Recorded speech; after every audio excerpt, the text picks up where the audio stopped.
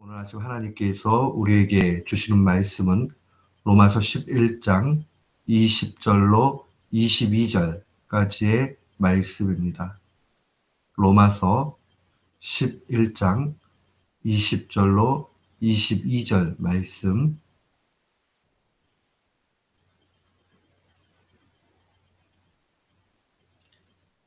우리 같은 마음으로 20절부터 22절 함께 봉독토록 합니다. 옳도다. 저희는 믿지 아니함으로 꺾이우고 너는 믿음으로 섰느니라. 높은 마음을 품지 말고 도리어 두려워하라. 하나님이 원가지들도 아끼지 아니하셨은즉 너도 아끼지 아니하시리라. 그러므로 하나님의 인자와 어미를 보라. 넘어지는 자들에게는 어미가 있으니 너희가 만일 하나님의 인자에 거하면 그 인자가 너희에게 있으리라. 그렇지 않으면 너희도 찍힌 바 되리라. 아멘.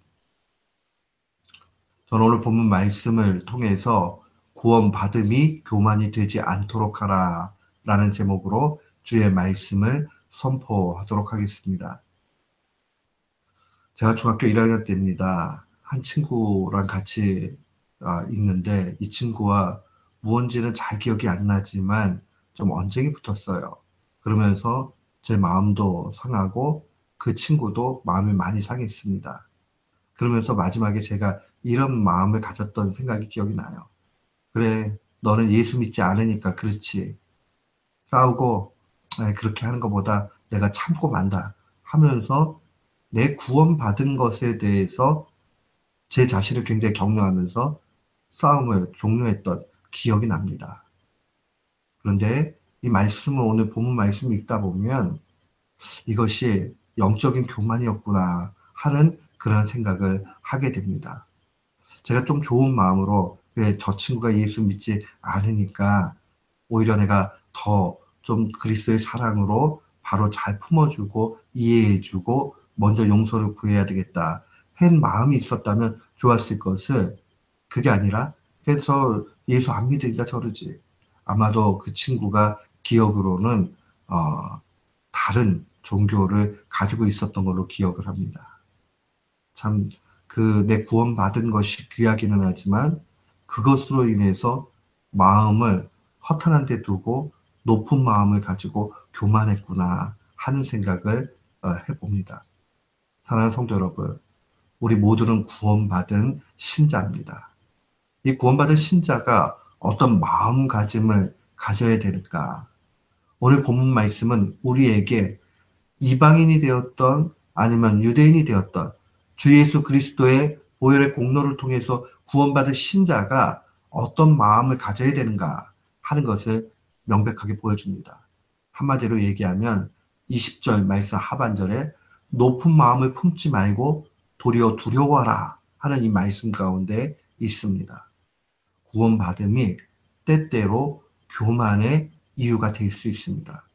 사탄은 교묘합니다. 그렇기 때문에 하나님이 주시는 구원을 가지고도 우리를 죄로 그렇게 인도해 가는 악한 모습이 있다는 겁니다. 참, 이 사탄이 얼마나 교활한가 하는 것을 보게 됩니다. 이 본문 말씀은 우리가 이미 앞서서 본 참감람나무와 돌감람나무의 비유 가운데서 나타납니다. 이 참감람나무는 이스라엘을 상징하고 돌감람나무는 이방인을 상징하죠.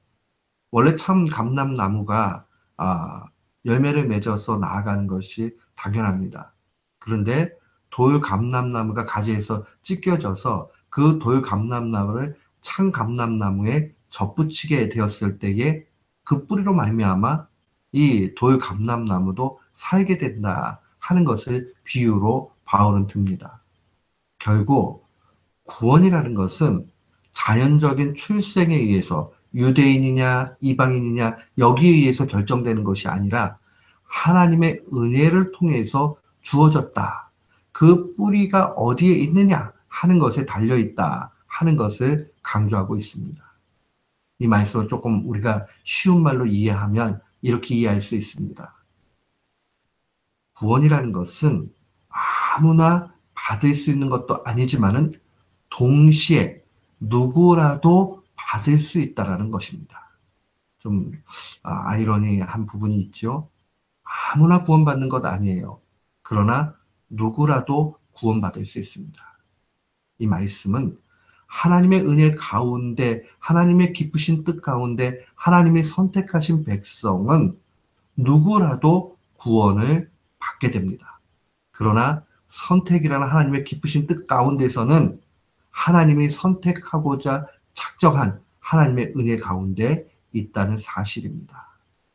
그러하기 때문에 우리가 요한복음 3장 16절 말씀, 하나님이 세상을 이처럼 사랑하사 독생자를 주셨다. 그런데 누구든지 믿는 자는 구원받는다. 여기서 이 누구든지 그 개념이 여러 가지가 있겠지만은 결국 이러한 의미를 가지고 있습니다. 하나님의 택함을 받은 사람들은 누구든지 믿음 가운데 구원받고 그 예수 그리스도의 속죄의 사역은 실패가 없다는 겁니다. 그렇다면 우리가 하나님의 은혜로 구원받은 신자가 어떤 태도를 가져야 되는가 하는 것을 오늘 본문 22절은 하나님의 인자 어미를 보라고 그렇게 증거합니다. 하나님의 인자와 어미.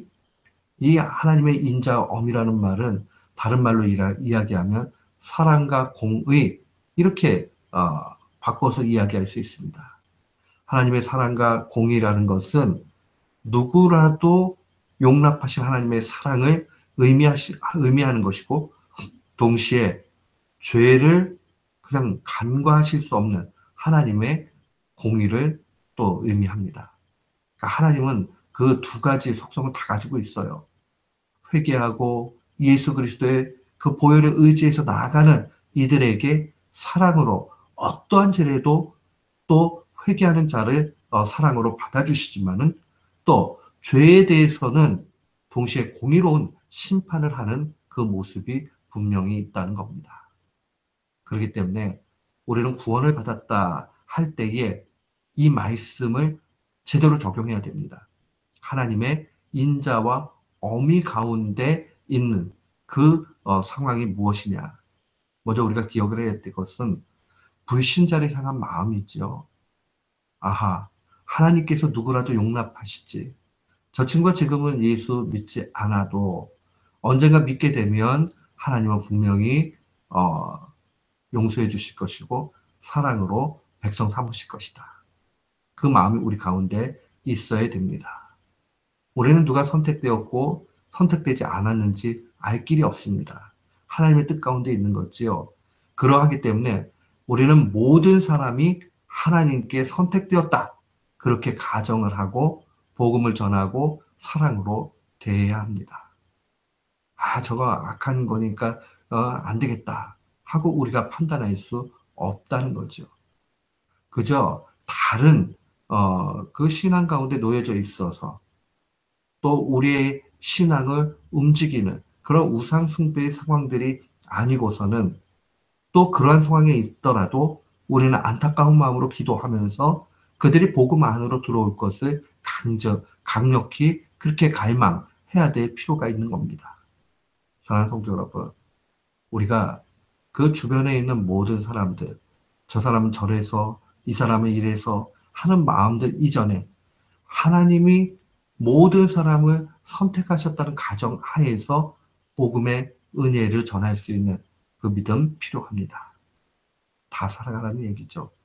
선별해서 사랑하는 것이 아니라 일단 우리는 알 길 없으니 모두가 선택되었다 생각하고 사랑해야 됩니다. 다만 조심해야 될 것은 내가 사랑한다는 명목으로 우상 숭배하는 일들에 같이 빠져서는 안 된다 하는 그 상황만 가지면 족합니다. 또한 하나님의 엄히 공의하심을 생각할 때에 하나님은 죄의 대가를 요구하신다는 사실을 놓치지 말아야 됩니다.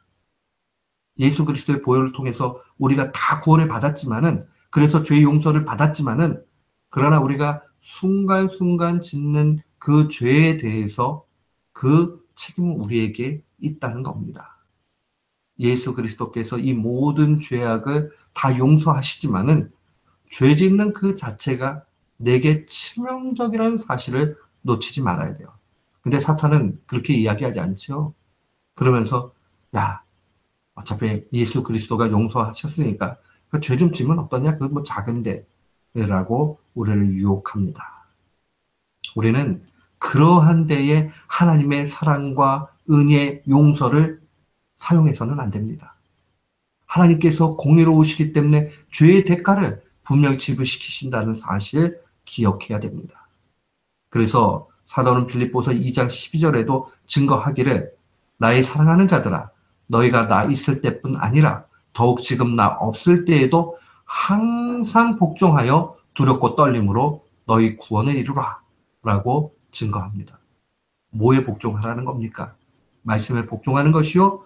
두렵고 떨림으로 구원을 이루라는 것은 말씀에 순종하여 죄와 싸우며 구원을 향해서 전진 앞으로 나아가라는 겁니다.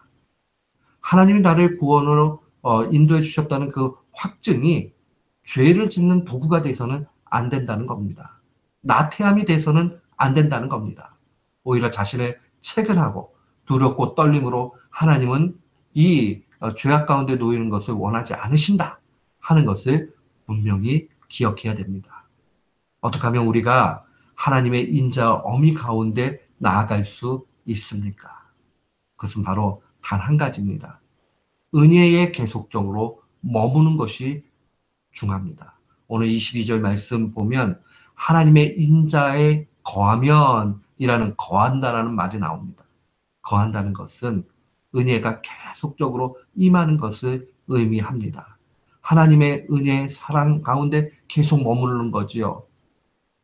다른 길이 없어요. 한 가지예요. 하나님 나는 부족합니다. 도와달라고 간구하는 도움의 간구만이 필요합니다. 시편 71편 12절에 기자는 이렇게 기도합니다. 하나님이여 나를 멀리하지 마소서. 나의 하나님이여 속히 나를 도우소서라고 간구합니다. 하나님 앞에 간절히 간구하면서 죄와 싸우며 우리가 실패해도 다시 일어나서 주님 앞에 나가고 회개하는 마음으로 나아갈 때에 주님은 우리를 붙잡아 주시고 인도해 주시고 생명길로 또 역사해 주시는 겁니다. 오늘 이 사실 기억하면서 날마다 승리하며 주 앞에 큰 은택을 받아 누리는 우리 모두가 되시기를 주의 이름으로 축원합니다. 아멘.